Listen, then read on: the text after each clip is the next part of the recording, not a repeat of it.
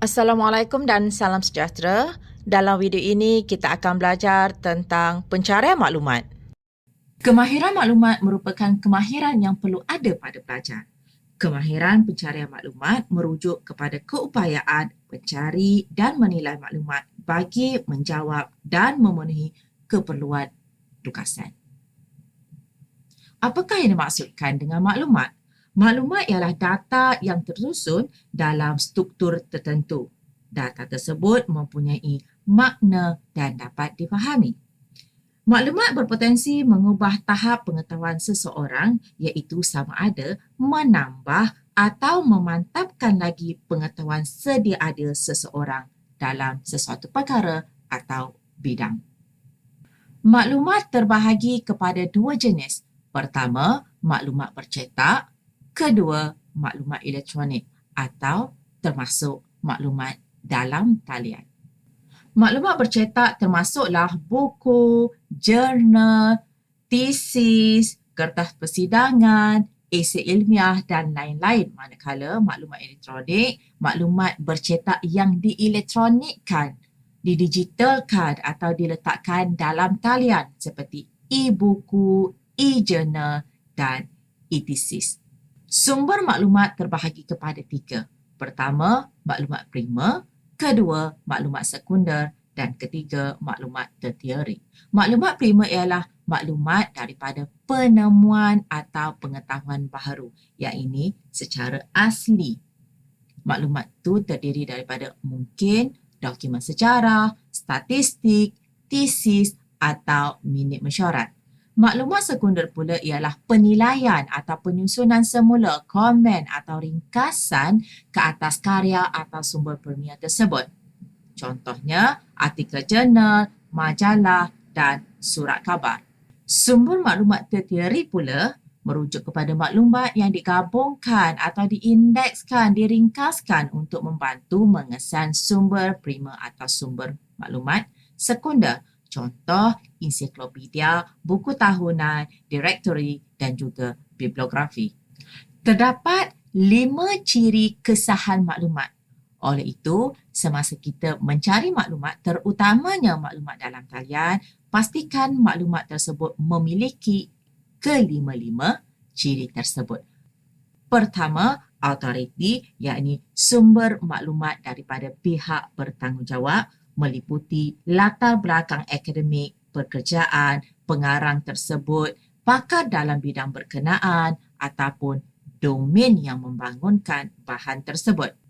Kedua, kekinian merujuk kepada maklumat yang dirujuk mestilah bersifat terkini, iaitu 10 tahun terkini. Ketiga, objektiviti, iaitu maklumat memenuhi objektif pengguna. Sebagai contoh, kita sebagai pengguna mahukan bahan berkaitan dengan pertembungan bahasa, meliputi faktor, kesan daripada artikel yang kita cari, kita lihat objektifnya sama dengan apa yang kita mahukan. Maka, ini memberi gambaran dapat memenuhi objektif pengguna. Yang berikutnya, yang keempat, lengkap dan tepat, iaitu maklumat memberi gambaran jelas tentang perkara yang dibincangkan. Dan yang terakhir, yang kelima, ialah ketepatan, iaitu maklumat bebas daripada sebarang kekurangan dan kesilapan. Bagaimanakah kita nak memastikan artikel yang kita rujuk itu tepat? Dalam penulisan tersebut, penulis ada membuat nota kaki, rujukan atau kutipan. Bermaksud penulisan itu bukan hanya pandangan penulis itu sendiri. Berikut merupakan contoh maklumat berautoriti, iaitu nama pengarang diletakkan dalam sumber tersebut. Yang kedua, bukti kekinian. Tahun penerbitan bagi artikel tersebut adalah pada 2018 dalam tempoh 10 tahun terkini. Ketiga, objektiviti. Dalam penulisan tersebut diletakkan objektif kajian. Keempat, ketepatan. Penulisan tersebut ada kutipan, yakni merujuk kepada sumber lain. Kelima, lengkap dan tepat apabila penulis meletakkan dapatan dan perbincangan dalam penulisan tersebut. Di sini juga menunjukkan objektif yang ditetapkan oleh penulis tercapai apabila penulis menghuraikannya dalam dapatan dan perbincangan. Maklumat boleh diperoleh daripada pelbagai bentuk dan medium.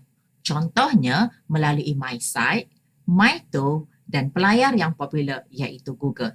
Bersama-sama ini, saya tunjukkan bagaimanakah menggunakan ketiga-tiga medium ataupun bentuk tersebut.